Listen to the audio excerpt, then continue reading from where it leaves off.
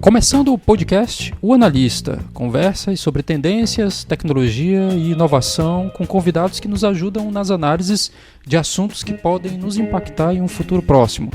Aqui é Denis Cruz e chegamos no episódio número 10. Hoje a gente vai conversar sobre o mercado de games e a presença da mulher negra nesse segmento.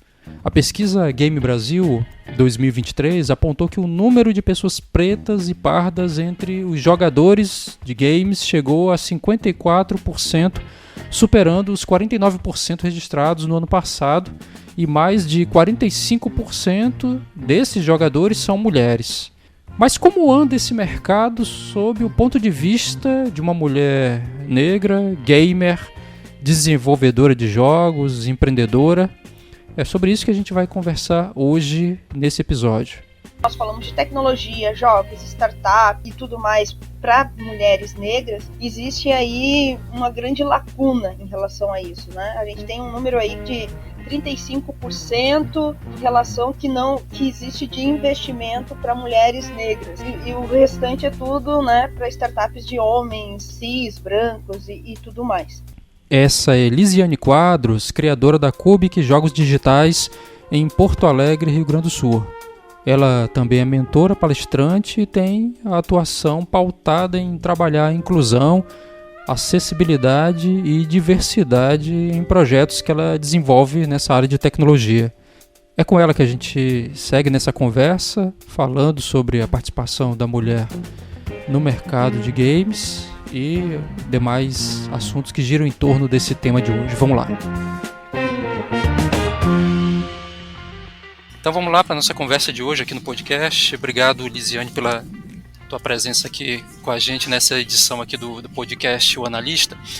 E Lisiane, eu queria que você comentasse um pouco sobre essas pesquisas recentes que têm saído e que têm apontado a presença da mulher dentro do mercado de games, e em especial das mulheres pretas, pardas. Como é que você tem visto a presença da mulher dentro desse mercado? Que bacana, muito obrigada aí pelo convite. Eu comento que como eu sou foi criada em relação dentro de um hackathon da área de jogos, você vê pouquíssimas mulheres negras, daí você já vai para outra bolha, mulheres negras em relação dentro dessa área de jogos, de competições e desenvolvimentos. E isso foi dos propósitos também, quando eu fui criar a Cubic, foi muito em relação a isso, para dar voz a esse nicho, assim, a esse grupo que até então não tinha tanto destaque. A gente está começando aí a ter alguns destaques, tem algumas startups que estão ali, né, meninas que programam, que estão vindo nessa pegada, mas ainda na área de jogos ainda é pequeno esse grupo. Tanto é que quando a gente acaba indo em eventos, é aquela coisa sempre o mesmo grupo, né, que acaba se encontrando. Então ainda há um preconceito, vamos dizer assim, em relação a essa galera, e também existe aquela coisa do eu sou da área da tecnologia e eu desenvolvo, daí você começa a comentar o que você realmente faz. E dentro da área de jogos é muito interessante porque tem várias profissões, a gente pensa só em desenvolvimento, então a gente tem a galera que é cosplay, né, a galera que faz a parte de design, que faz música, que faz roteiro. Então, quando a gente pensa em relação a isso, a área de jogos, tem aí um grupo que existe, que as pessoas acabam não vendo. Entendi. Por algum tempo, o mercado de games ele foi muito povoado, principalmente por um pessoal de classe média, alta, principalmente por homens, por meninos. E hoje a gente começa a ver esses números realmente mudando, e como você mencionou. O que você vê mais de barreiras para que a gente não tenha apenas só mulheres jogando, né, mas a gente tenha mulheres desenvolvendo, estando por trás do desenvolvimento desses jogos? Tu vê algumas barreiras que poderiam ser vencidas? Tem, claro, a própria mudança na mentalidade de quem está por trás das grandes marcas, que eu acredito que isso está começando a acontecer, mas o que mais que poderia ser feito para a gente ter as mulheres desenvolvendo, né? E em especial, inclusive, as mulheres negras desenvolvendo, né, games e tal. Isso acaba sendo uma parte de história, né, também. Quando a gente for ver em relação a mulheres negras ou a pessoas negras, não só as mulheres, mas dentro de uma comunidade, por exemplo, a gente pensava só, né, a menina tinha que ser modelo, então, para ter um destaque, e o menino jogador de futebol. Então, hoje veio aí essa área de jogos, a área de tecnologia, a área de TI, que tem muitas comunidades hoje aí, né, pelo Brasil todo, que tem aí feito esse movimento dentro dessas comunidades. Porque muitas vezes a gente vê números sobre pessoas dentro da área de jogos dessas, né, desses lugares, mas chega lá é super mega complicado. Por quê? Porque aquela coisa da é algo que aparentemente está longe em relação de a gente acreditar, mas eu que viajo o Brasil todo e tenho contato com essas pessoas, você sai da sua casa, eles já te oferecem droga. Você sai da sua residência, ou eles oferecem droga para você consumir ou para você vender. Você sai daí você faz aquele percurso até a tua escola e eles estão ali tentando minar você. Você sai da escola, tem a venda da droga em relação a lá fora. Então, se esse período em relação não tiver completo, não tiver ocupado em relação com alguma coisa, tem uma propensão muito grande. E por que eu comento em relação a isso? Porque a gente sabe que 56% das pessoas que moram dentro de uma comunidade são negras. Então, essa probabilidade de não ter saída e você entrar para esse grupo é muito grande. Então, a área de jogos, a área de tecnologia, não só de jogos, mas da área de TI em si, veio muito ser valorizada, acalhar, vamos dizer assim, para dentro desses lugares. E isso fez com que as pessoas começassem a pensar, uau, eu não preciso viver disso, eu não preciso ficar só aqui na minha comunidade, ou eu posso fazer algo mais pela comunidade, e isso polarizando, né, outras pessoas. Vamos supor, eu faço faculdade de engenharia da computação, por exemplo, e começo a dar cursos ali para as crianças, né, de 8 a 10 anos, para aprender ali o beabá, né, em relação à área de TI. Então é muito isso. Eu acredito muito que esse movimento que esteja acontecendo dentro dessas comunidades, dentro de regiões que até então as pessoas não olhavam não tinham aquele olhar, uau, aqui sai pessoas de tecnologia, aqui tem grandes profissionais. Eu acredito que esses movimentos foi o que deu esse olhar.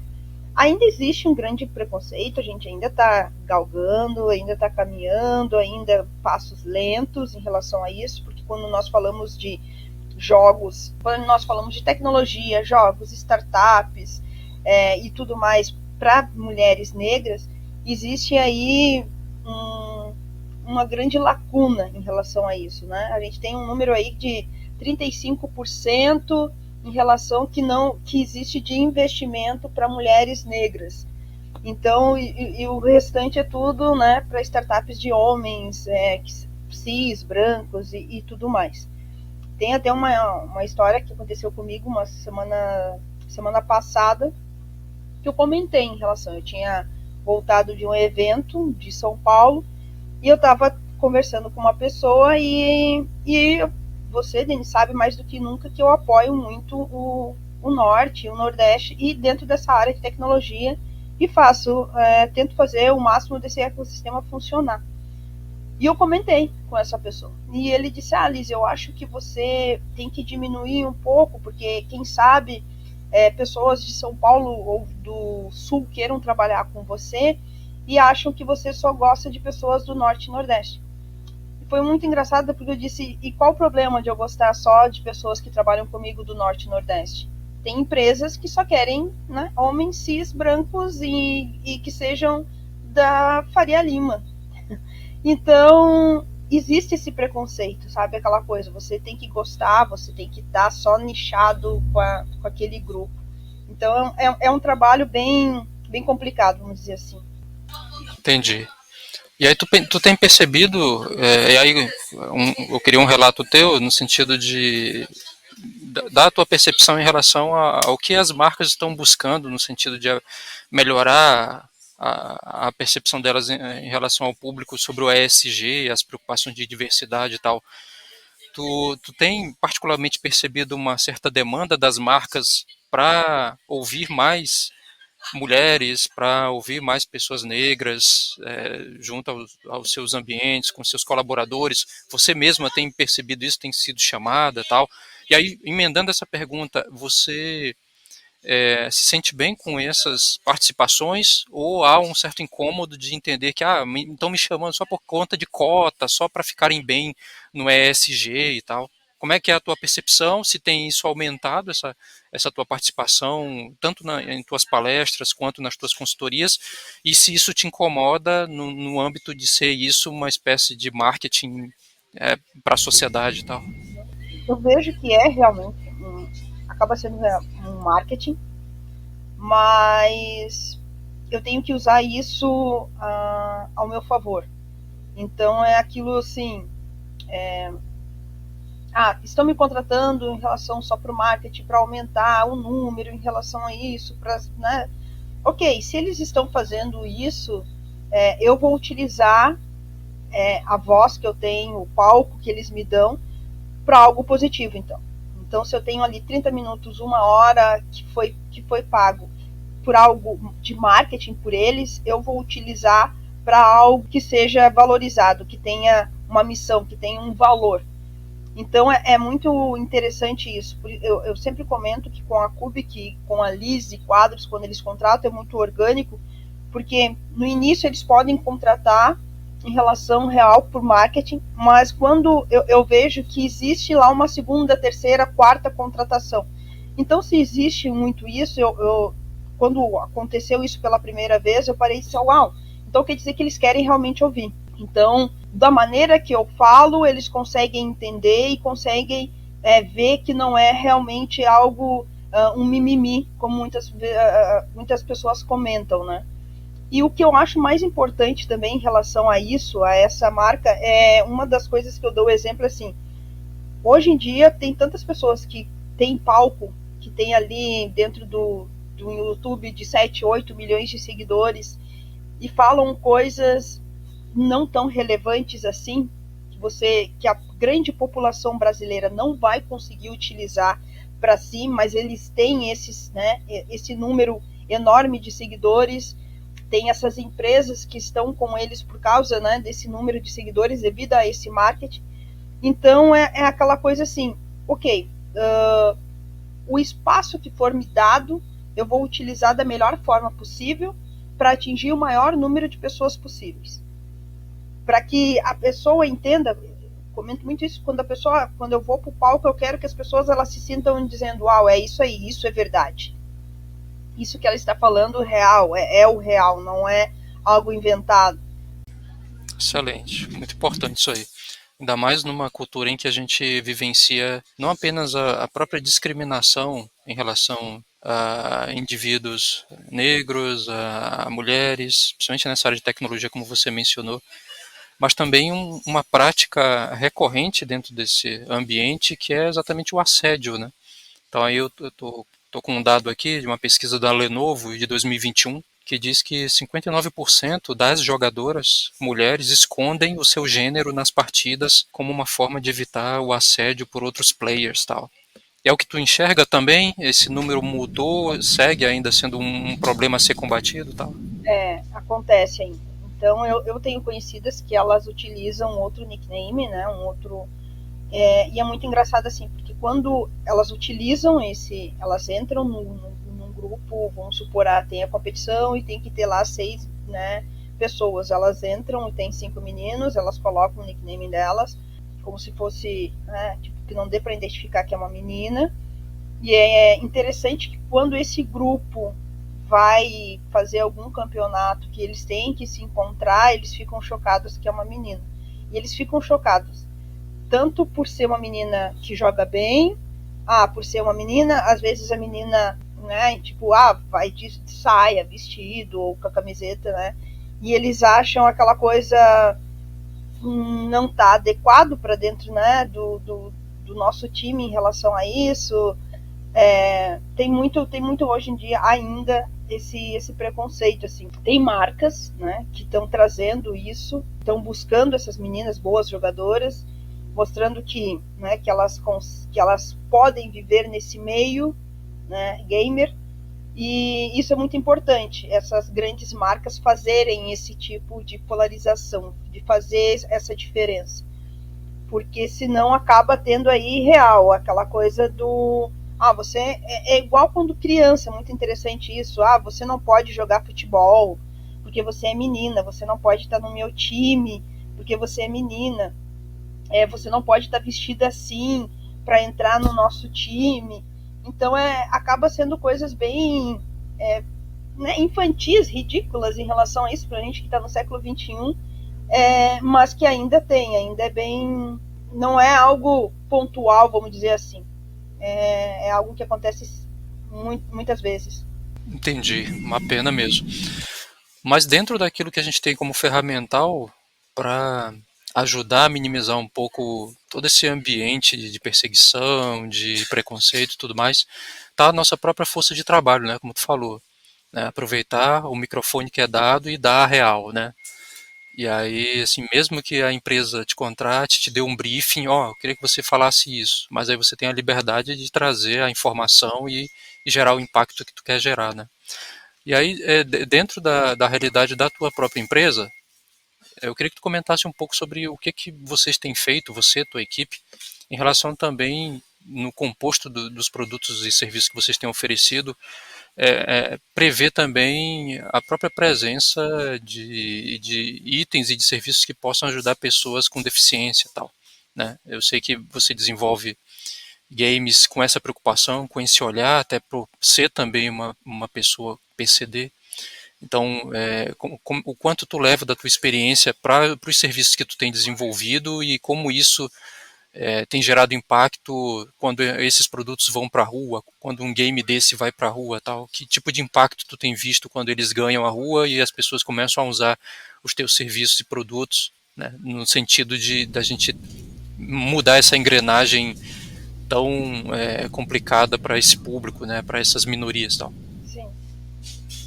Quando a gente fala em relação até a essa parte de deficiência, a gente sempre pensa naquela coisa do capacitismo, né? Ela não vai, desculpa, ela não vai conseguir fazer, eles não vão conseguir jogar, ou eles não vão conseguir desenvolver. E é muito interessante em relação a isso, que a Kubik ela vem para furar essa bolha, porque é aquilo, é uma mulher negra e ainda PCD. Então, quando eu venho com essa... Ok, nós desenvolvemos outros tipos de jogos, mas quando eu venho com essa pegada, e o interessante é que eu acabo ali junto com a equipe que eu tenho, fazendo essa diversidade, tendo pessoas de vários estados, tendo meninas, tendo rapazes, e eles se conectando, eles trabalhando em relação, conseguindo trabalhar isso juntos e conseguindo passar isso externo, né, para outras empresas, é muito importante, porque eles acabam querendo saber, por isso até que a Kubik ela veio com essa pegada agora do ano de 2023, com metodologia, porque eles queriam saber como a gente conseguia fazer isso funcionar, como é que eu conseguia fazer com que essa engrenagem ela conseguisse fazer com que ela funcionasse mesmo. Então são várias coisas que a Kubik trabalha em relação a isso e consegue lidar muito bem em relação a isso, porque no início eu desenhei muito isso, né, essa missão, esses valores, e acabei conseguindo, né, passar isso para as pessoas que estão junto comigo, trabalhando. E isso acaba sendo, organicamente, passando isso para dentro das empresas. Então, eu acredito muito que a Kubik acaba tendo essa visibilidade, acaba tendo esse né, sucesso, vamos dizer assim, muito por causa disso. É muito organicamente, mas eu trabalhei tão bem em relação a isso, lá no início, que acaba funcionando e as empresas acabam achando isso interessante e acharam tão interessante que eu tive que aí criar uma metodologia para dentro, né, em relação a isso, para ensinar como funcionava. Lisiane, obrigado demais, hein, pela nossa conversa aqui. Foi uma conversa rápida, mas bem agradável. Espero ver você numa próxima aqui, em outra edição aqui do podcast. Muito obrigado pelo convite, é sempre como eu disse, sempre um prazer falar com você e falar sobre tecnologia, conversar em relação a startups, negócios, sempre um prazer. Tamo junto. É isso, a gente fica por aqui em mais esse episódio do Analista, episódio número 10, especial. Quero agradecer a você que tem acompanhado aqui as nossas conversas. Continua compartilhando, mandando pra frente. Se você achou interessante esse episódio, manda pra frente, compartilha. Vamos trazer mais gente pra cá pra conhecer mais aqui esse trabalho nosso aqui do podcast. Beleza? Aqui é Denis Cruz e esse foi mais um episódio do Analista, uma produção Reator 2.